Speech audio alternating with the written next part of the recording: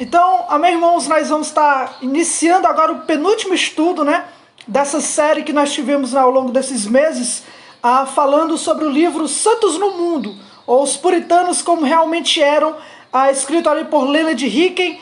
É um clássico, né, para quem quer conhecer puritanismo. Esse livro ele é uma ótima introdução. Nesse capítulo de hoje, que nós vamos estar iniciando, é o capítulo 12 do livro, tá? Nós vamos estar falando sobre o gênio do puritanismo, ou aquilo que os puritanos faziam de melhor. O puritanismo ele é muito amplo, tanto de uma forma histórica, como de uma forma doutrinária, né? Então, se você for abordar os puritanos de uma forma histórica, você vai ter ali mais de 100 anos, mais de um século ali, né? Para tratar acerca de como eles, tanto a sua vida, como a forma como eles influenciaram tanto a igreja da Inglaterra, o nascimento de algumas denominações, né? A condução ali do parlamento diante do rei da Inglaterra, aquela disputa, a Revolução Inglesa, enfim, é muito assunto histórico, né?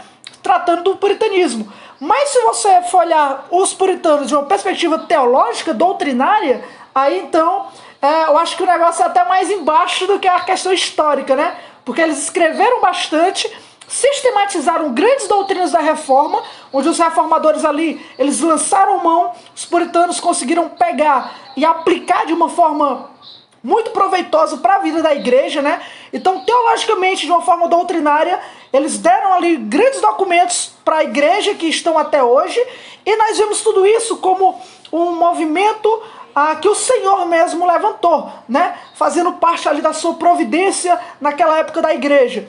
Tendo uma perspectiva, claro, bíblica, né? O Senhor é bem claro quando diz que é Ele que dá pastores à igreja, Ele que dá aos mestres e doutores, com o intuito da igreja ser abençoada, né? Então, quando nós olhamos para trás, para esses movimentos, e vimos o seu zelo, o seu exemplo, aquilo que eles escreveram, nós temos que ver aquilo como dádivas, né? Que o Senhor concedeu à igreja e que, por isso, deve ser aproveitado, né? Comparando, claro, sempre aquilo que eles escreviam com o que as escrituras dizem, né? Para nós vermos então a base do que realmente nós devemos crer e acreditar. Por isso que quando nós vamos falar daquilo que os puritanos faziam de melhor, fica difícil sintetizar, porque é muito assunto, né? Eles se destacaram em muita área, eles se destacaram em grandes áreas como a comunhão com Deus, a oração, a santificação, a doutrina da aliança, a doutrina da igreja. Então, é difícil conseguir resumir os grandes ênfases puritanas simplesmente num capítulo. Então, a gente vê aqui o Leonard Hicken, que é um grande estudioso, né? Deve ter sido muito difícil para ele ter todos aqueles livros e saber escolher o que deve colocar. Mas o Hicken, ele vai destacar 10 pontos principais que para ele, né, sintetiza bastante o movimento puritano naquilo que eles faziam de melhor. 10 coisas, 10 pontos é muito grande. Então, aí eu tô lembrando, né? Aí é partir para a teologia puritana, realmente um tomozão, só de doutrinas, de teologia, só na parte teológica, né? Eles ilustram ali com a história, mas aí para a parte teológica, aí pro paixão pela pureza, né? A parte histórica, que é outro tomozão, né? Então o Hicken ele vai dividir em 10 pontos, só que como é muita coisa, o que é que nós vamos fazer? Nós vamos tentar resumir hoje aqui 5 pontos que o Hicken coloca, e na última aula, querendo Deus, próxima quinta-feira, nós vamos estar terminando então os outros 5 pontos que o Leonard Hicken coloca, tá? Aquilo que sintetiza ou que caracteriza de uma forma ali sublime a visão dos puritanos pautado nas escrituras. Lembrando que é um estudo, então os irmãos podem ficar à vontade para perguntar e para questionar, ou então até para edificar, né, fazer comentários. Sei que alguns irmãos aqui, o irmão Ailton já é costume, né? Pode ficar à vontade para comentar, o irmão Ricardo também, para adicionar mais a aula, tá? Então nós vamos agora para os pontos que o Hicken coloca, os 5 primeiros. E o primeiro ponto, e não poderia ser diferente, o primeiro ponto que o Leonard Hicken enfatiza que os puritanos faziam de melhor é que eles tinham uma vida teocêntrica.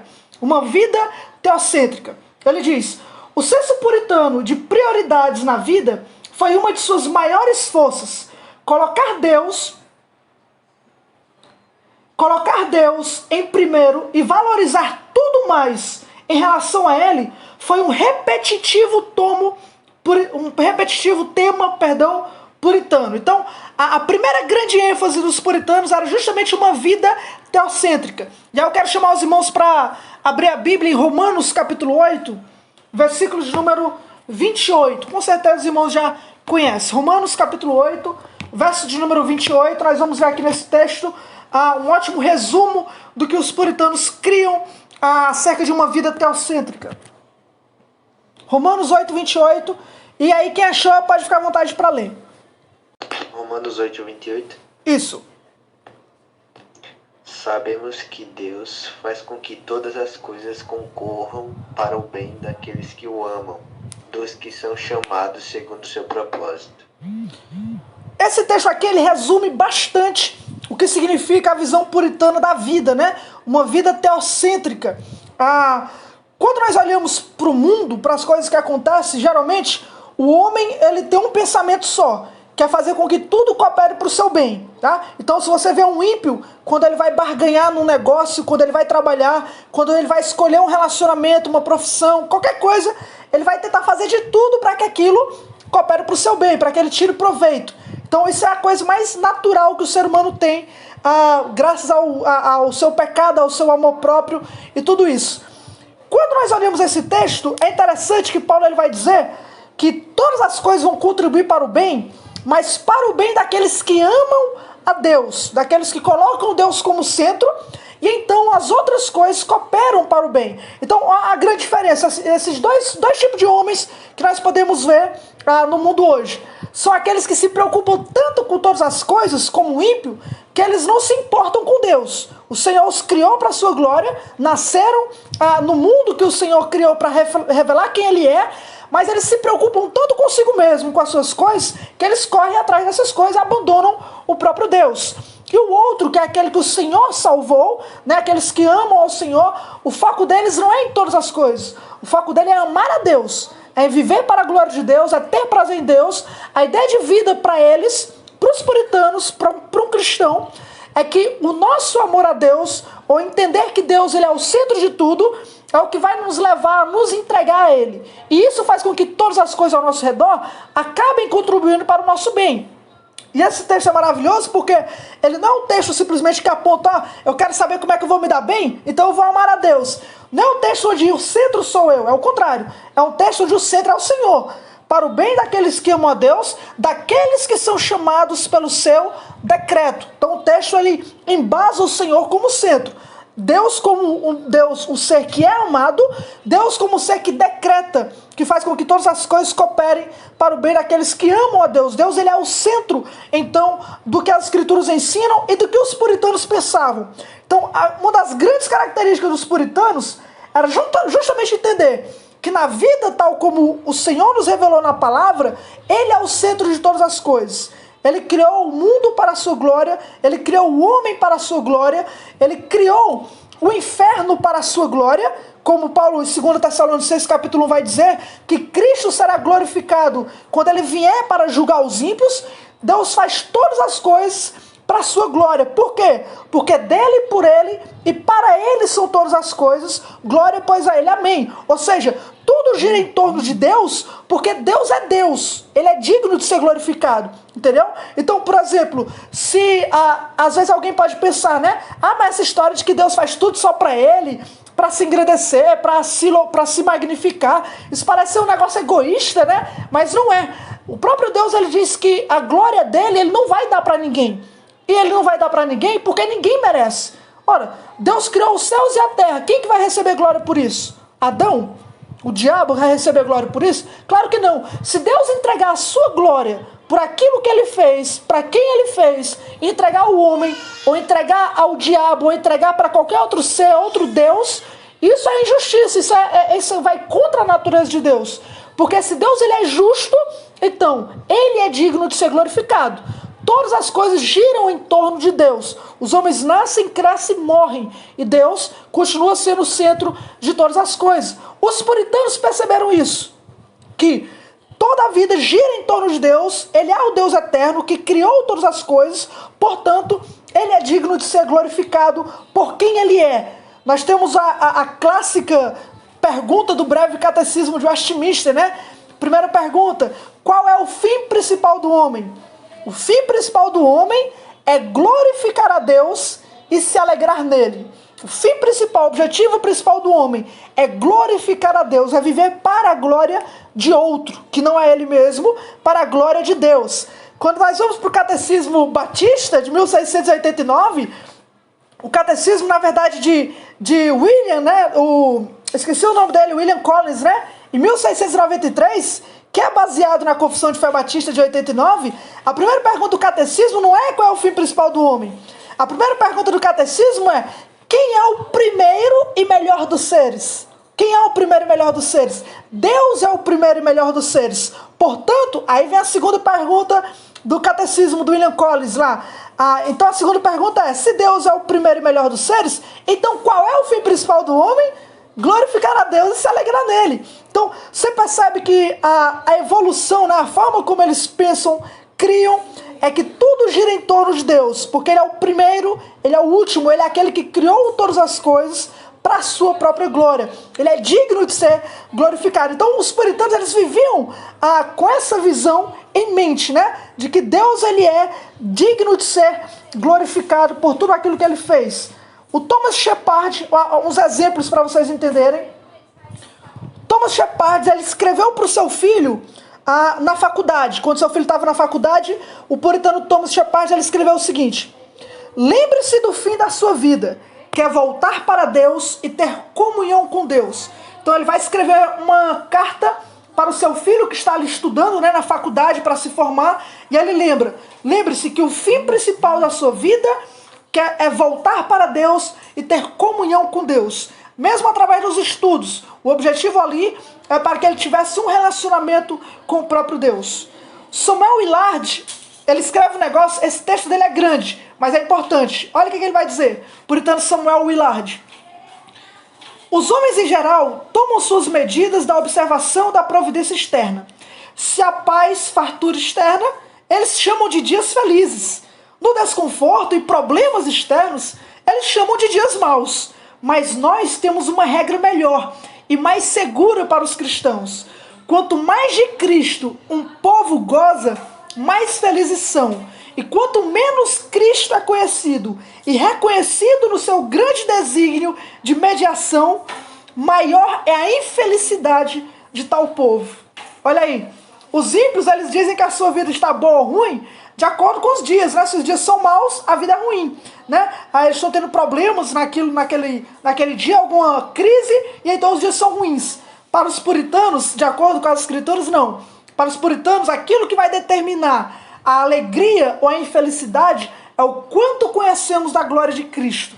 É o quanto nós sabemos quem Ele é. Isso é que vai determinar. Meu amigo, se você conhece o Senhor, se você vive para o Senhor, nós temos o exemplo do próprio apóstolo Paulo lá em Atos, né? No meio de uma tempestade, onde os homens desesperaram-se da sua própria vida, Paulo estava calmo. Por quê? Porque um anjo havia falado com ele, já falando sobre os princípios, aquilo que Deus havia estabelecido para aquela tempestade, e Paulo estava calmo, né? Estava quieto. Então, da mesma forma, nós, irmãos, independente da crise, independente das guerras, independente dos problemas, o que faz com que a nossa vida se mantenha é o nosso conhecimento em Cristo. É como nós sabemos quem Ele é a nossa comunhão real com Ele.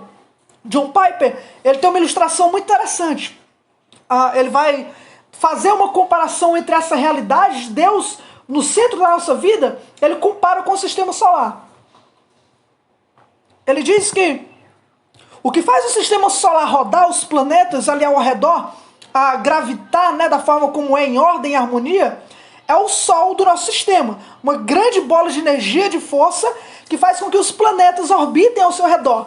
Se o Sol for tirado, então os planetas colidem e acontece um caos e tudo vai em desgraça pela grande diferença que o Sol faz. Ele disse que Deus é esse Sol na vida de um cristão. Quando Deus, ele não é o centro da vida do homem, os outros planetas, sexo, relacionamento, alegria, riqueza, trabalho, família, quando Deus não é o centro, tudo na vida está um caos, vai em desordem, porque é aquilo que é, né? Está vivendo com o propósito errado. Mas quando o homem percebe que Deus, ele é o centro da vida, e em Cristo, pelo Espírito, ele consegue viver para a glória de Deus, sendo o centro do sistema solar, todas as outras coisas começam a rodar em plena harmonia. O sexo está no lugar certo, a família está no local correto, a visão sobre a vida está no local que deve estar, porque Deus é o centro que harmoniza tudo mais ao redor. Então, todas as coisas contribuem para o bem daqueles que amam a Deus, que percebem que Deus ele deve ser o centro da nossa vida. Mas claro, graças ao decreto de Deus, que faz com que eles mesmos percebam essa realidade. Então os puritanos tinham muito dessa visão. William Perkins ele falou o seguinte: a recompensa da conversão então te regozijarás na presença de Deus no mundo. William Perkins, a recompensa da conversão é que então te regozijarás na presença de Deus no mundo e te deleitarás de pensar em Deus, falar de Deus, orar a Ele, encontrá-lo em sua palavra e nas ordenanças. Em outras palavras, uma grande, gloriosa bênção da conversão é poder pensar em Deus, falar com Deus, falar de Deus, encontrar Ele nas ordenanças, na palavra, é ter uma vida teocêntrica, onde Deus ele é o centro. Aí você diz, né? Irmão, mas nós estamos falando de prazer, de alegria, de viver para a glória de Deus, mas nós sabemos a realidade do pecado, né? Que nós somos falhos, nós somos fracos. E os puritanos entendiam bastante isso, né? Eles foram grandes reconhecedores de quem eles eram, de acordo com aquilo que eles viam nas Escrituras. Quando a Bíblia testemunha contra nós sobre o nosso pecado, a nossa falha, a nossa limitação. Então, até nisso, eles tomaram cuidado, por exemplo, de dizer, está aqui um cristão que tem prazer em Deus, lê as Escrituras, consegue manter uma consistência no relacionamento com Deus. Nós temos exemplos, por exemplo, acho que, se eu não me engano, é o Joseph Ball. O Joseph Ball, ele conseguia ler a Bíblia 3 vezes ao dia. Ele lia 15 capítulos. 5 pela manhã, 5 depois do almoço e 5 antes de dormir. Pela manhã, ele lia as Escrituras antes de 5:30 da manhã, antes da oração que tinha na universidade, na faculdade. Então, todo dia 5:30, ele ia para o salão da universidade, onde ele poderia ter uma reunião de oração com outros irmãos. Mas antes disso, ele separava o tempo para ler 5 capítulos. Então, ele manteve essa consistência durante anos, na forma como ele servia. Mas há cristãos que não vão conseguir fazer isso, principalmente diante do nosso pecado, da nossa fraqueza, há graus, a diferença de intensidade, de zelo, né? Nem todo cristão é igual, nós lutamos contra os nossos pecados. E o que dizer então de um cristão que se sente mal, que está triste por não conseguir ser um Joseph Ball da vida, né? Como é que a vida teocêntrica consegue ajudar ele, sendo que ele não consegue viver com Deus no centro? Né? Ele se entristece pelo pecado, está lutando contra as artimanhas do diabo, e ele percebe essa dificuldade nele quando se compara com outros. Irmãos, até nisso os puritanos diziam que o Filho de Deus consegue viver uma vida teocêntrica. Tá? Olha, por exemplo, esse comentário do Richard Baxter. Tá? Ele vai dizer o seguinte: a raiz de toda essa humilhação na vontade, ou seja, quando você se sente mal, quando você se sente triste, né, por não estar conseguindo viver da forma como as Escrituras ensinam, e você se humilha, né, fica triste, se arrepende daquilo, ele vai dizer, a raiz de toda essa humilhação na vontade é, na verdade, um amor a Deus, a quem ofendemos, um ódio ao pecado que o ofendeu e que nos fez odiosos. É um senso confiante do amor e do sofrimento de Cristo, o qual condenou o pecado na carne. Em outras palavras, quando eu me sinto mal por não andar de acordo com como eu deveria andar, eu faço isso porque eu amo a Deus. Porque ainda assim, na minha visão, Deus ele é digno de que eu viva para a sua glória. Deus ele ainda é tido exaltado na minha consciência e na minha mente. Ele ainda é visto como aquele que é grande aos meus olhos, a ponto de que eu me entristeço porque eu não consigo viver da forma digna que ele merece. Deu para entender? Então, até nisso, um cristão consegue perceber que Deus ele é o centro ali da sua vida, né? Mesmo quando ele luta contra o pecado, ele consegue perceber que ele faz isso porque ama a Deus, né? Porque quer viver para a glória de Deus. Então, essa é a primeira grande ênfase que os puritanos davam sobre que eles eram marcados, né? Aquilo que eles faziam de melhor, é entender que Deus ele é o centro de tudo. A segunda ênfase que o Leonard Higgins coloca, essa é a primeira, tá? A segunda é que toda a vida é vida de Deus, ou toda a vida é de Deus.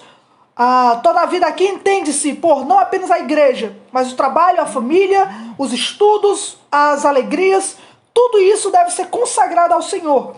O puritanismo ele foi impelido por uma visão de que toda a vida é de Deus. Vamos ler 2 textos então?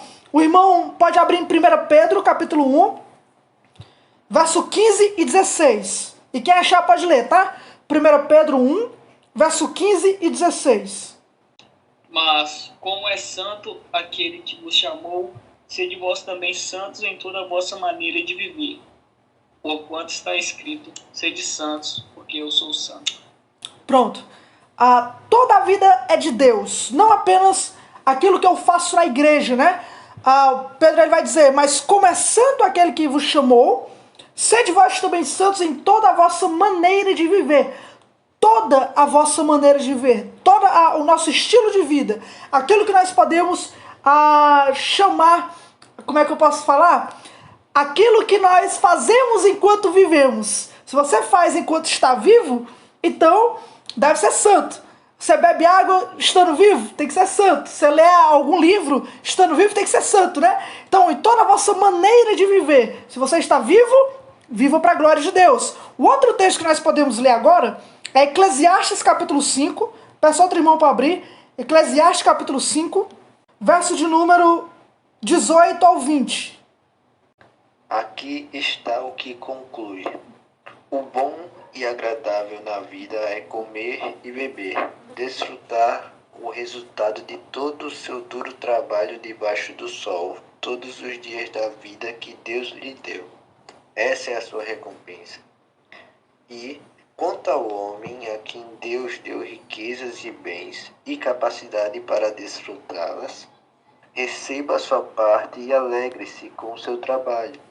Isso é um presente de Deus, pois não se lembrará muito dos breves dias da vida, porque Deus lhe enche o coração de alegria. Olha aí, né? Esses 2 textos juntos se tornam maravilhosos. No primeiro texto nós percebemos que toda a nossa vida, tudo que nós fazemos enquanto estamos vivos, tem que ser feito para o Senhor, de uma forma santa, ou seja, separada, consagrada a Deus. O segundo texto diz que a nossa alegria do nosso trabalho está com a nossa família, de desfrutar as riquezas, o nosso bem. Isso é um dom que Deus dá. É algo que o próprio Deus nos concede. Faz parte, então, ali daquilo que Deus faz nas nossas vidas. Isso é interessante porque, na época, a gente já falou um pouco sobre isso na questão do trabalho. A Igreja Católica já tinha estabelecido, né, uma diferença entre sagrado e secular. E hoje em dia, muitas das igrejas ainda estão aderindo a esse estilo de pensamento. E não é só questão de, pode ouvir música do mundo, não é só essas questões, né? São questões mais importantes do que essas, como, por exemplo, as pessoas que passam o dia no trabalho e às vezes acabam não conseguindo ir para o culto no meio de semana, ou então alguma coisa do tipo, ou por ela estar no ofício ali trabalhando de tarde e de manhã e não consegue ler a Bíblia da forma como ela queria ler, ela começa a ver o trabalho como uma coisa que atrapalha a sua vida espiritual. Como se o trabalho não fizesse parte da obra de Deus. Ou então o estudante. Ele está estudando na sua faculdade, ou então no seu ensino médio lá, tem que estudar para as provas, tem que estar na escola, e ele vê a escola e os estudos como um empecilho à sua comunhão com Deus. Como se aquilo atrapalhasse a vida espiritual. E isso está errado, né? Porque nós temos a liberdade, graças ao Senhor, de viver para Ele em todo o nosso estilo de vida. Quando Pedro diz que nós devemos ser santos em toda maneira de viver, isso era algo para os puritanos maravilhoso. Que significa para os puritanos que então eu posso ser santo em qualquer hora, em qualquer lugar. Então qualquer coisa que eu posso fazer, eu posso santificar aquilo para o Senhor. Eu posso fazer para a minha alegria em Deus. Peter Buckley falou o seguinte, puritano: se Deus é Deus acima de nós, devemos a Ele a obediência universal em todas as coisas. Ele não deve estar acima de nós em uma coisa e abaixo em outra, mas Ele deve estar acima de nós em tudo. Então, na leitura bíblica, Deus está acima de nós. Mas quando eu vou para a escola, dou uma estudada no livro ali de geografia, de história, Eu não posso fazer aquilo para a glória de Deus? Isso atrapalha a minha comunhão com Deus? Claro que não. E nós já estudamos ali sobre a educação. Você se lembra, né? Que nós podemos, Deus, pela sua graça e misericórdia, por meio da educação, ele é exaltado e é louvado. Toda verdade é verdade de Deus. Então Deus, ele está ali fazendo parte da forma como nós estudamos. Eu não estou falando de ser crente na escola no sentido de não mentir, não ser imoral, não fazer piada. Eu estou falando de estudar mesmo. De você ter conhecimento, de você saber matemática, você saber química, saber física e entender que através desse estudo dessas matérias, você consegue engrandecer a Deus e santificar aquilo para o Senhor. O Richard Baxter, por exemplo, é o que eu me lembro agora, ele vai dizer que qual é o homem que olha para a física e diz que ela não serve à alma, sendo que ela estuda o universo da forma como Deus o criou, sendo que é o meditar da sua criação, o entender das suas obras. Como é que nós podemos dizer que isso não é espiritual? Como é que você pode estudar a história do mundo e separar a história da providência de Deus? A história nada mais é do que a forma como o Senhor, pela sua providência, tem agido. Então, é tão errado eu dizer que o Hitler foi presidente do Brasil, isso é errado. E é da mesma forma como é errado os fariseus ter dito que os discípulos roubaram o corpo de Cristo. Porque as duas histórias são mentirosas. Não aconteceu. Entendeu? Então, as duas coisas podem ser feitas para a glória de Deus. Você conhece o Senhor por meio do estudo. Gente, quando Deus ele criou Adão, isso é o John Owen que diz, Deus criou Adão da forma como ele queria que o homem fosse. Por isso dotou Adão de conhecimento. Adão tinha conhecimento dos animais, da natureza, da forma como deveria servir a Deus. Ou seja, Deus não criou um Adão ignorante. Deus não criou o homem que não tivesse conhecimento. É o contrário. O Senhor criou Adão e Eva para conhecerem aquilo que Deus criou e conhecerem o próprio Deus. Quando o pecado entra no mundo, aí é que o homem começa a desviar seu conhecimento de uma forma pecaminosa, de duas formas. Primeiro, ou ele usa o conhecimento para pecar, para si mesmo e não para a glória de Deus, como a linhagem de Caim, tinha ferreiros, tinha músicos, tinha tudo isso, mas eles criaram para si mesmo, não para a glória de Deus, apesar de terem conhecimento. Ou em segundo lugar, o homem se torna preguiçoso, negligente, não tem prazer em conhecer as coisas como deveria ser. Quando o Espírito Santo, olha isso, quando um homem se converte e o Espírito transforma um homem, ele é muito comum que ele seja inclinado a pensar mais, a raciocinar melhor. Por exemplo, você pega um homem que estudou ali até a 4ª série, esse cara não gostava de escola, não queria saber de estudar, de sentar diante de um livro para conhecer alguma coisa, não tinha prazer nenhum naquilo. Quando o Senhor o converte, o transforma, o seu coração é inclinado a estudar. O seu entendimento faz com que ele queira conhecer a palavra de Deus, queira conhecer a Bíblia. Se bobear, ele começa a estudar grego e hebraico, né? Ele começa a conhecer outras profissões, a falar sobre política, a pensar sobre como o trabalho deve ser, a partir da sua conversão, pela forma como o Senhor trabalha nele. Isso é muito comum. Então você conhece alguém assim dentro da sua igreja, né? Que na escola não queria saber de nada, mas com o Senhor sendo salvo ali, sendo convertido, ele começa a pensar e a agir diferente quanto aos estudos. O mesmo se diz do trabalho, o mesmo se diz da família. Nós podemos viver agora todos os momentos para a glória de Deus. Tem um texto aqui, Richard Steele, ele escreveu: Deus chama todo homem e mulher para servi-lo em algum emprego peculiar neste mundo, tanto para o seu próprio bem como para o bem comum. O grande governador do mundo determinou para todo homem seu próprio posto e província. Ou seja, ler a Bíblia é um mandamento de Deus, trabalhar também é. Orar é a vontade de Deus, com certeza. Mas trabalhar ali no seu ofício, fazendo o que você faz, também faz parte daquilo que é bíblico. Então você pode ter prazer na oração, você pode ter prazer no seu trabalho, né? Você pode, na tribulação, lutar contra a sua própria negligência, e no seu trabalho você também pode perceber os seus pecados sendo manifestados. O Senhor pode usar o emprego para mostrar o quanto você é impaciente, arrogante, quanto você acha que ama as pessoas, mas na verdade não tem amor, né? Tá tendo problema. Então, Deus, ele santifica, faz com que todas essas coisas possam ser usadas para a sua própria glória. O irmão Eduardo comentou o seguinte: antigamente se tinha mais essa visão de que o estudo matemático físico, químico, dentre outras matérias, eram estudos divinos, era algo sério que não se deveria brincar e desprezar. Essa era a visão, né? Bem herdada pelos puritanos. O Harvard College, o Harvard foi a universidade, né? Foi fundada pelos puritanos, o nome inclusive veio do pastor puritano Charles Harvard. Olha o que tinha no manual, no currículo, naquela época. Diz o seguinte: que todo estudante seja claramente instruído e seriamente forçado a considerar bem que o principal fim da sua vida e de seus estudos é conhecer a Deus e a Jesus Cristo, que é a vida eterna, e, portanto, pôr a Cristo na base como o único fundamento de todo conhecimento e sã doutrina. Harvard College, gente, a universidade, né? Falando sobre essas coisas. Então, isso começou a se deteriorar depois. Inclusive, eu acredito, muito depois, graças, então, a uma das consequências do puritanismo ter declinado. O irmão Ricardo comentou o seguinte: verdade, irmão, eu estudo a educação clássica, inclusive até mesmo autores papistas da Idade Média, e eles encaravam os estudos como uma devoção a Deus. Exatamente, talvez seja por isso que naquela época deu tantos cientistas, né? Eu acho que é o Stephen Meyer, ele é PhD em História da Ciência, eu não lembro se é em Oxford. Ele vai dizer que esses cientistas modernos, da época, né, da ciência moderna, como o Johannes Kepler, o Galileu Galilei e outros, Isaac Newton, eles não apenas criam numa divindade, mas eles acreditavam que a sua crença na divindade tornava a ciência mais fácil. Eu vou encontrar as leis da natureza. Por quê? Porque a natureza foi criada por um Deus lógico que, portanto, estabeleceu leis para a forma como ela funciona. Eles iam estudar, esperando, inclusive, né, achar a assinatura de Deus na criação. Eles eram impulsionados por esse desejo de conhecer mais de Deus. O Eduardo comentou o seguinte: depois que o conhecimento se tornou acessível, infelizmente, mudou drasticamente essa visão. Inclusive na igreja. A igreja deveria estar instruindo os jovens até essa visão. Por que, irmão, a igreja? Porque está na Bíblia.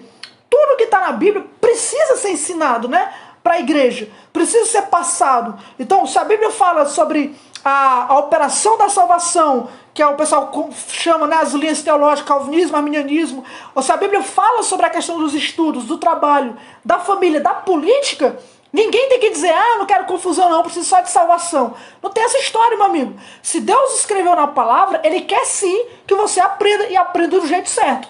Então, os pastores devem ensinar esse tipo de assunto, né? Precisa pegar esses textos e pregar para a glória de Deus, instruindo o povo a viver de uma forma santa. E o povo tem a responsabilidade de conhecer o que as Escrituras falam sobre isso. Então, nós criamos uma geração de estudantes que pensam que o estudo atrapalha a vida espiritual e de profissionais que acham que a sua profissão atrapalha a sua comunhão com Deus. Isso está errado. Nós precisamos rever o que os puritanos falavam sobre isso e mudar a nossa visão sobre o que eles ensinavam. Então, em segundo lugar, os puritanos, o que marcou a genialidade deles era ter toda a vida como uma vida de Deus. Que Deus, Ele é o rei sobre a igreja, sobre o trabalho, sobre a família, sobre a escola, sobre as cidades. Ele é o rei que está acima de tudo e que pela sua palavra Ele nos governa e como nós podemos proceder com o nosso estilo de vida, tá? Vamos para o terceiro ponto, então. Acho que hora já é, pessoal, 10h20. O terceiro ponto que o Higgins coloca, eles dizem, isso aqui é legal, os puritanos tinham uma visão de Deus no lugar comum. Leland Higgins escreve: uma extensão lógica do princípio de que toda a vida é de Deus era a ênfase puritana no ver a Deus nos eventos comuns da vida. Esta era uma das características mais atraentes dos puritanos. Olha aí, se toda a vida é de Deus, então a terceira coisa que eles percebem aqui, né, no livro, então é que os puritanos, eles se treinaram a perceber Deus em todas as coisas. Se Deus, ele não é só o Deus da igreja, então eu não vou ouvir Deus só quando alguém estiver pregando.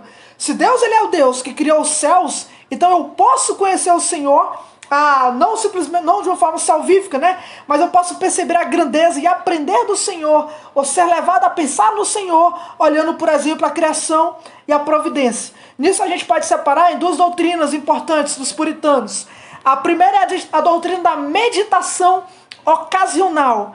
Tenho certeza que vocês já ouviram falar da meditação puritana, né? Que é pegar a Bíblia, sentar ali durante um tempo, tirar uma doutrina, pensar. Mas outra meditação que os puritanos ensinavam bastante, que é pouco conhecido, era a meditação ocasional. Aquela meditação que você pode ter em qualquer momento na sua vida. No trabalho, na escola, indo para casa, chegando da igreja. É um momento onde você percebe que se Deus está em tudo, diz o Thomas Menton, se Deus está em tudo, então eu posso ver Deus em tudo. Tá? Vamos abrir nossas Bíblias em Provérbios capítulo 3, para a gente ver um embasamento bíblico. Provérbios capítulo 3, verso de número 5 ao verso 6. Isso aqui é o fundamento, inclusive, dos diários dos puritanos, né? Vocês vão entender daqui a pouco. Provérbios 3, versos 5 e 6. E quem achou pode ler. Confia no Senhor de todo o coração, e não no teu próprio entendimento. Reconhece-o em todos os teus caminhos, e ele endireitará as tuas veredas. Olha aí. Confia no Senhor de todo o teu coração. Aí o verso 4, verso 6, ele vai dar um exemplo de como a gente pode fazer isso. Reconhece o Senhor em todos os teus caminhos, e ele endireitará as tuas veredas. Vamos para Provérbios 6. O irmão Eduardo que leu, foi? Se for, pode ler novamente. Provérbios 6, versos 6 ao 11. Preguiçoso, vai ter com a formiga. Observa os teus caminhos e sê sábio. Ela mesmo não tendo chefe, nem superintendente, nem governante, faz a provisão do seu mantimento no verão e ajunta o seu alimento no tempo da colheita. Preguiçoso, até quando ficarás deitado? Quando despertarás do teu sono? Um pouco para dormir, um pouco para cochilar, um pouco para descansar de braços cruzados. A tua pobreza te sobrevirá como um ladrão, e a tua necessidade como um assaltante. Aqui é um exemplo de Provérbios 3. Reconhece o Senhor em todo o teu caminho, ele endireitará as tuas veredas. A ideia de que você pode ver Deus, aprender de Deus em todos os nossos caminhos. E Provérbios 6 é um exemplo de que, até olhando para uma formiga, Salomão, né, provavelmente foi quem escreveu essa parte, ele percebe que até a formiga, a forma como o Senhor criou a formiga, ele tem um exemplo para ser dado para o homem. Então, ele olha para a formiga e ele consegue, pelas coisas terrenas, ter uma mentalidade espiritual. Pensar nas coisas que são de cima, através das coisas que são de baixo, tá? Eu vou ler agora para vocês, é um pouco grande, mas vocês vão entender o que é meditação ocasional. O Thomas Menton ele explicou o seguinte: Deus preparou a antiga igreja, aí vocês sabem, né, a visão dos puritanos, alguns deles era dessa forma. Deus preparou a antiga igreja por meio de tipos e cerimônias, para que, por meio de um objeto comum, elevasse os pensamentos espirituais. E nosso Senhor, no Novo Testamento, ensinou por meio de parábolas e similitudes extraídas das funções e ofícios ordinários entre os homens, para que em cada transação e vocação sejam envolvidos em nossa atividade terrena com uma mente celestial. E assim, seja na loja, seja na fábrica, seja no campo, ainda pensemos em Cristo e no céu. O coração gracioso é como um aparato de destilação. Ele pode destilar meditações proveitosas de todas as coisas que encontra pela frente. Como ele vê todas as coisas em Deus, assim ele vê Deus em todas as coisas. Isso é extraordinário. A meditação ocasional é justamente a gente tentar ali, às vezes, no nosso dia a dia, pensar nas coisas espirituais olhando para as coisas que são terrenas. O próprio Jesus, como Thomas Menton colocou aqui, ele usava as coisas normais do dia a dia para nos ensinar. Olha aí os lírios do campo. Olhai as aves do céu, olhem para o que é uma porta estreita. Eu sou o bom pastor dá a vida pelas suas ovelhas. Tudo isso são coisas do dia a dia que faz com que a gente pense em pensamentos, né? A gente tenha pensamentos celestiais. E nós podemos tentar ter essa visão, essa vida, né? De tentar manter esse tipo de coisa. De perceber que Deus pode sim falar conosco no lugar comum. Gente, é incrível que os céus revelam a glória de Deus, e nós sempre podemos ter contato com o céu, sempre. Quando você vai para o seu trabalho, você pode olhar para o céu. Quando você volta para a sua casa, você pode olhar para o céu, você pode olhar para o céu em qualquer momento. E é grande, é glorioso, e ele aponta para a glória de Deus.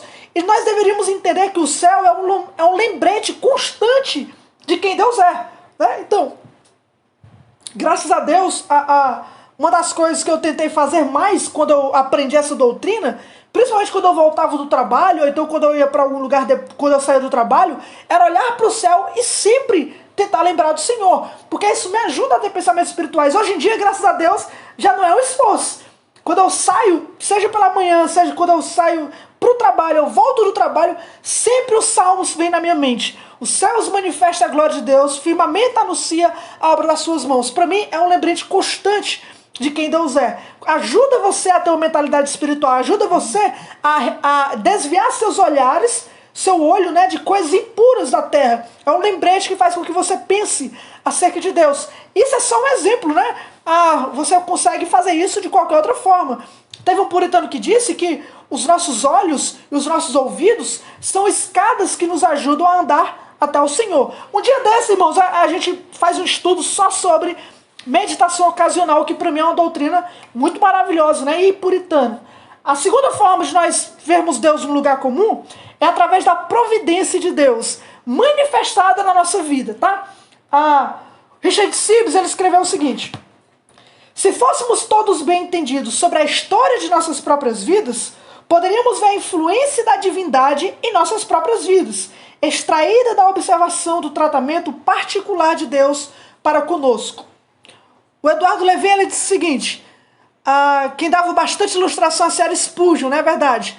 Ao olhar para o céu e ver a criação do Criador, confirma em minha vida que o seu plano ele já traçou. Muito lindo, né? Sola Fide, do Dort. Então, a visão de providência deles é o seguinte: a gente entender que Deus ele não é só o Deus da igreja, o Deus de Israel, de uma forma separada da nossa vida, não. O Senhor, ele é o Deus sobre a nossa vida particular. Ele quem nos guia até o emprego que você está trabalhando hoje, ele quem guia você até a sua família que você formou, até a sua esposa, né? Lembre-se, do Senhor vem a esposa prudente. Então, a sua vida é um constante lembrete de como a providência de Deus tem agido para com você, tá? Eles exortavam, isso é tão difícil a gente perceber, graças ao nosso pecado, né? A nossa visão turva quanto à obra de Deus.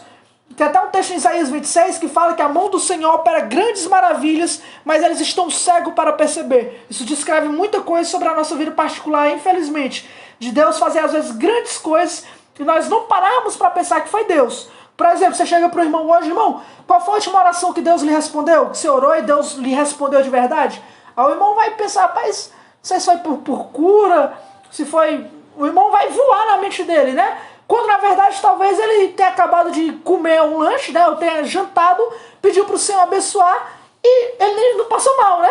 Não passou mal, não teve problema nenhum. Então o Senhor abençoou. O Senhor nutriu ele da forma como ele orou. O Senhor respondeu a sua oração. Isso é do dia a dia, é algo comum, né? Os puritanos ensinavam bastante, inclusive, sobre isso. Então o Senhor constantemente responde a oração do seu povo, da sua igreja.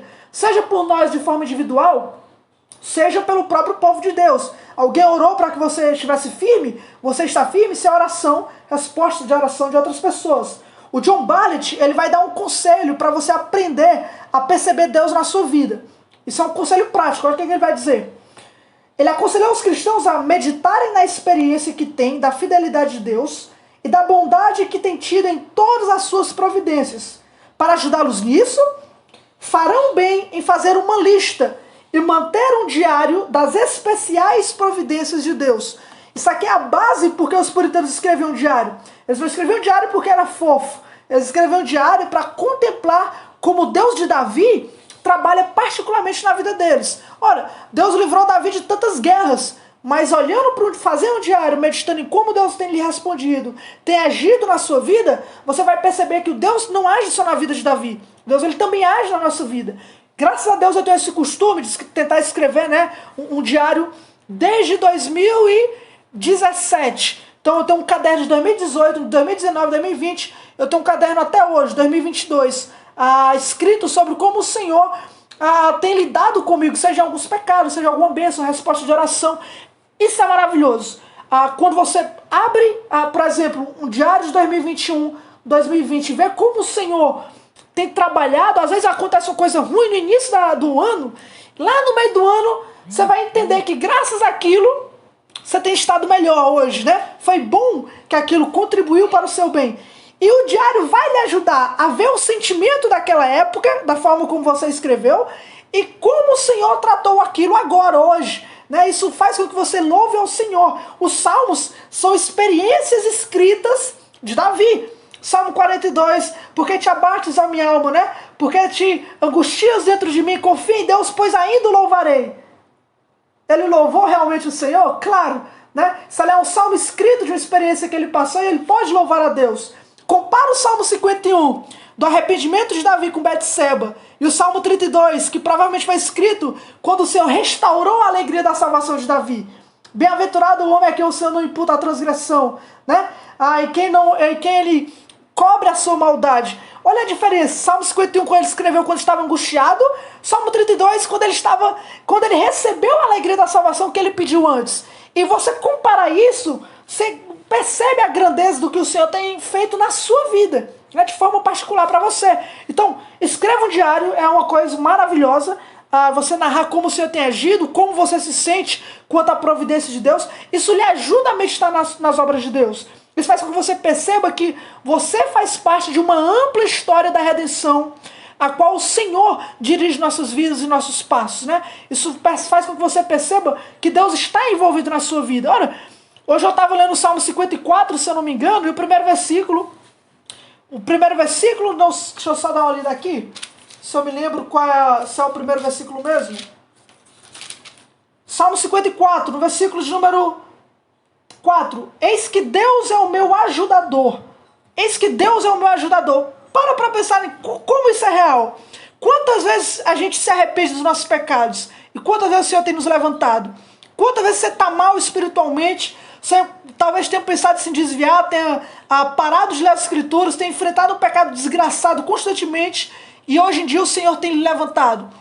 Quantas vezes o Senhor foi o nosso ajudador, né? Você percebe pela sua própria vida o que Deus tem feito nela, tá? Então isso é importante, a visão puritana era essa. A ideia de que o Senhor é o meu Senhor, de que Ele é o meu Deus, que Ele age na minha vida, que Ele me fez nascer de novo, de tal forma que eu estou tão unido a Cristo, pela obra da salvação, que Ele age sobre a minha vida e eu posso perceber se eu parar para pensar nisso, né? Se eu meditar na sua providência, tá?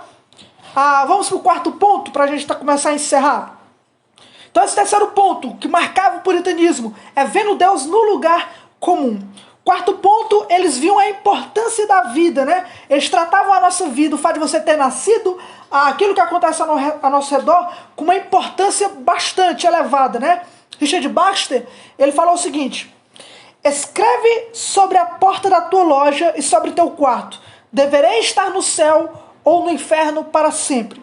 Ou este é o tempo sobre o qual depende minha vida infinita. Ou seja, eles criam que a vida é extremamente importante, que você precisa lembrar de quão importante ela é à luz da eternidade. A luz da eternidade. Eu estou lendo a biografia do Leonardo Ravenhill, e uma vez um cara perguntou para ele, eu li ontem ou foi anteontem, um cara perguntou para o Leonardo Ravenhill por que ele ama tantos puritanos, e citava John Owen, citava Baxter, citavam tantos outros. E a resposta do Leonardo Ravenhill foi: porque eles viveram a luz da eternidade. Eles viveram sabendo que eles estavam diante de uma eternidade sem fim. Tá? Então, esse comentário do Baxter resume, né? Olha o que ele diz. Não nos despertará compaixão ver um homem definhando e pensar que dentro de poucos dias sua alma estará no céu ou no inferno? O Paul acha que ele tem um comentário, né? Ele disse que quando ele vai meditar sobre missões, ele olha todas as pessoas ao seu redor e ele imagina que daqui 100 anos, ou elas serão os piores monstros condenados ao inferno por toda a eternidade, ou então eles terão a vida com Cristo no céu por toda a eternidade. Cada um de vocês que está aqui me ouvindo essa noite, cada um de vocês, daqui 100 anos, dependendo da forma como o Senhor providenciar o futuro, ou estarão no inferno ou estarão no céu. Isso é uma realidade. né? Ou você estará vivendo para sempre com o Senhor em glória, ou então você estará condenado para sempre por ter sido duro a tudo aquilo que o Senhor tem lhe ensinado na sua palavra, e mesmo com tanta luz, você não recebeu aquilo como a luz do sol, que lhe dá um crescimento, mas como a luz da lanterna, que ilumina os seus passos para o inferno. Isso é uma frase do Thomas Watson. Então essa é a realidade. Nós estamos à beira da eternidade, né? Acho que foi um puritano que escreveu que todo cristão e todo homem está diante do precipício da eternidade. Nós estamos caminhando no precipício da eternidade. Qualquer um de nós vai cair lá em qualquer hora. Qualquer hora nós vamos cair lá, nesse precipício. Então, onde nós vamos cair, né? Com Cristo na eternidade nos céus ou no inferno. Então eles tinham essa mentalidade urgente sobre a importância da vida. Por isso, irmãos, tem muita gente que diz que os puritanos não foram tão evangelistas, né?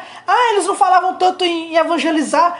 Gente, o contexto puritano não era o nosso contexto. Por exemplo, na Inglaterra, o irmão Ricardo e o irmão Ailton sabem disso. Eu até já comentei aqui. Os ímpios eram obrigados a todo domingo estar na igreja. A princesa Isabel, a rainha Elizabeth, contra os católicos, ela obrigou todos os cidadãos ingleses a todo domingo estar em alguma paróquia.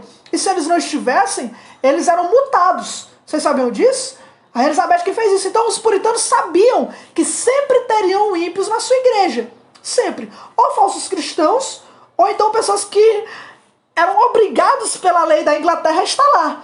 Então, é por isso que talvez eles não falam, vamos um método de evangelismo, saem porta em porta, vamos fazer um culto campal, né? A visão deles não era dessa forma. Os ímpios iam até eles. Mas, claro, eles também não paravam aí. Eles costumavam catequizar família por família, visitar paroquiano por paroquiano, né? Bater na porta e pregar o evangelho ali para eles. Como Baxter é um ótimo exemplo disso. Então, eles tinham essa visão de eternidade, seja para o pecado, para lutar contra o pecado, seja para pregar o evangelho. Quinto, para a gente encerrar. Vamos terminar com esse texto, com essa parte. Eles viviam no espírito de expectativa. Isso é legal. Eles tinham um espírito de expectativa. Expectativa da eternidade, irmão? Não. O que o Ricken fala aqui sobre expectativa é que eles tinham uma expectativa sempre boa com relação ao Senhor. Seja no agir de Deus nas suas almas, seja no agir de Deus através da igreja. Vamos tentar entender isso abrindo Filipenses capítulo 1, verso de número 6. Filipenses capítulo 1, verso 6. Nós vamos estar terminando, tá, gente? Tendo por certo isto mesmo, que aquele que em vós começou a boa obra, a aperfeiçoará até o dia de Jesus Cristo. Isso aqui é uma verdade extraordinária, né? Aquele que em vós começou a boa obra, ele vai aperfeiçoar. Isso motivou homens como John Owen, como um dos braços direitos também do Oliver Cromwell. Qual é o nome dele? Botei aqui, ó. Nicholas Locke. Nicholas Locke, ele foi capelão de Cromwell, né? O John Owen também. Olha o que ele fala. Que tenho de Deus? Como posso ter mais? Mais do seu amor, mais do seu poder operando em minha alma. Como? Eles esperavam que as promessas da Bíblia nos ensinava que nós podemos crescer mais e mais no conhecimento de Deus. Provérbios 4,18. A luz do justo é como a luz da aurora, né? Vai crescendo cada vez mais até se tornar dia perfeito. A ideia é que o Senhor nos salvou, mas Ele nos dá o privilégio de conhecer cada vez mais da sua glória, da sua beleza. Nós podemos orar mais, podemos ler mais, podemos ter um entendimento mais claro sobre Deus, podemos aprofundar a nossa comunhão com Deus, podemos cada vez mais mortificar o pecado. Eles tinham uma expectativa sempre boa diante de Deus por causa das promessas de Deus. O John Owen, ele escreveu, acho que é no livro Pensando Espiritualmente, ele vai dizer que o cristão que não percebe que ele pode crescer cada vez mais, ele vive num tédio ou numa queda espiritual terrível. Porque quando o cristão percebe que ele pode orar mais, ler mais, conhecer mais, ter mais alegria, ter mais prazer, e que essa é uma porta que está sempre aberta até ser escancarada na eternidade, isso deve nos incentivar a sempre buscar o Senhor, confiando que Ele vai nos responder por causa da sua palavra. Filipenses capítulo 2 também, nós temos um texto que pode caber muito bem aqui. Verso de número 12 e o verso 13, Filipenses 2 diz o seguinte, no finalzinho. Operai a vossa salvação com temor e tremor. Verso 13. Porque Deus é o que opera em vós, tanto querer como efetuar, segundo a sua boa vontade. Olha aí, Deus ele opera em nós o querer, né? Você quer conhecer mais o Senhor? Você quer vencer o pecado? Você quer se entregar cada vez mais a Deus? Esse querer é produzido pelo Senhor. É o Senhor que inclina o coração de um homem pecador a querer o Senhor e a matar o pecado. Isso vem dele. Mas não só o querer, o efetuar também. Aquele Deus que opera em nosso coração, nos inclinando para frente, pode inclinar o nosso corpo em direção àquilo que ele quer também, os nossos atos. Então, você quer mortificar o pecado? O Senhor quer, da mesma forma. Ele quer aperfeiçoar o nosso coração para mortificar o pecado. Ele quer nos ajudar a ter mais conhecimento. Ou então você acha que Deus não quer que você leia mais a Bíblia, ou no sentido que você não tenha tanta comunhão com Ele. Que a questão às vezes não é nem tantas páginas que você lê, mas de fato a intensidade da sua comunhão com Deus, a profundidade, confiando ali na graça de Deus. Mas o maravilhoso, e é isso que vai trazer a expectativa dos puritanos, né? É que ele opera em nós o querer efetuar segundo a sua boa vontade. A sua vontade não, a sua boa vontade. Eu sempre dou essa ilustração. Imagine que você está na igreja, você está precisando de certa quantia, porque você está entrando numa crise financeira na sua casa terrível. E na sua igreja tem duas pessoas que ajudam. Um é um irmão que é rico, né, aposentado, ele costuma usar o seu dinheiro para sempre estar ajudando a igreja de alguma forma, mas ele é muito ranzinza, né? Ele parece meio orgulhoso, parece que ele dá o dinheiro só para dizer que está fazendo uma coisa boa, não gosta muito de alguém conversando com ele, de ter alguém lá pedindo dinheiro para ele, ajuda, ele não é muito desse. Então, se você for falar com esse rapaz, com esse senhor, para que ele ajude financeiramente, você sempre vai na dúvida. Será que ele vai querer ouvir? Como é que vai ser, né? Será que é a vontade dele me ajudar? Como é que ele vai me tratar? Agora, na sua congregação, se tiver outro irmão, também aposentado, bem, né, um idoso, que costuma constantemente ajudar a igreja, tem prazer, convida, fala claramente que quem estiver precisando pode ir atrás dele, que ele tem o maior prazer de ajudar, que é certeza ele separar uma quantia para estar abençoando a sua igreja local de alguma forma, e você for falar com esse irmão, você vai mais confiante. Você vai talvez esperando, né? Eu acredito que o Senhor vai usar esse irmão. Porque você percebe que ele não só tem talvez uma vontade, ele tem uma boa vontade. Deu para entender? Quando nós vamos a Deus, irmãos, em oração, nunca é aquele irmão ranzinza. Sempre é o irmão que está disposto a inclinar a sua graça sobre nós. Sempre. Nós sempre podemos ir sem duvidar, com fé de que aquele Deus que nos chamou, ele é o Deus que quer nos manter, que quer nos aperfeiçoar até o dia de Cristo. A expectativa dos puritanos era sempre boa com relação ao Senhor. John Preston disse, o caminho para crescermos em qualquer graça é o exercício da graça. Você quer crescer em oração? Ore. Você quer conhecer na luta contra o pecado? Crescer? Continue lutando. Você quer crescer na sua meditação bíblica? Continue meditando. Essa é a forma, né? Confiando sempre na graça do Senhor. E por fim, também através da igreja. William Bradford, ele disse sobre a nova igreja em Salem, que ele plantou uma nova igreja em Salem, ele falou o seguinte, uma igrejinha. Ele fala, como uma pequena vela pode acender 1000 velas, assim a luz acesa aqui tem brilhado para muitos, e em alguma extensão de toda a nossa nação. Uma igreja, ele crê que assim como uma vela pode acender 1000 velas, através de uma igreja o Senhor pode sim fazer grandes coisas, pode sim fazer grande a sua obra, né? Isso é uma expectativa boa que eles tinham. O Eduardo falou, Filipenses 3, do verso 12 ao 16, se refere a isso, sobre estar sempre em busca, né, do alvo, não que eu tenha atingido, mas sempre prossigo. Com certeza, a ideia de sempre deixar as coisas para trás ficam para prosseguir para o alvo da soberana vocação em Cristo. Essa é a ideia. Nós como cristãos, irmãos, diante da misericórdia e da graça de Deus, nós podemos sim ter uma expectativa diante da boa vontade do Senhor. Essas 5 coisas marcam os puritanos naquilo que eles faziam de melhor. Quando eles pregavam, escreviam, viviam, isso sobressaía a vida deles. Quais são as 5 coisas? Primeiro, uma vida teocêntrica. Segundo, toda a vida é de Deus. Terceiro, vendo Deus no lugar comum. Quarto, a importância da vida, a seriedade que ela é. E 5, sempre viviam no espírito de expectativa. Amém? Se algum irmão tiver alguma pergunta ou algum comentário, fique à vontade para falar.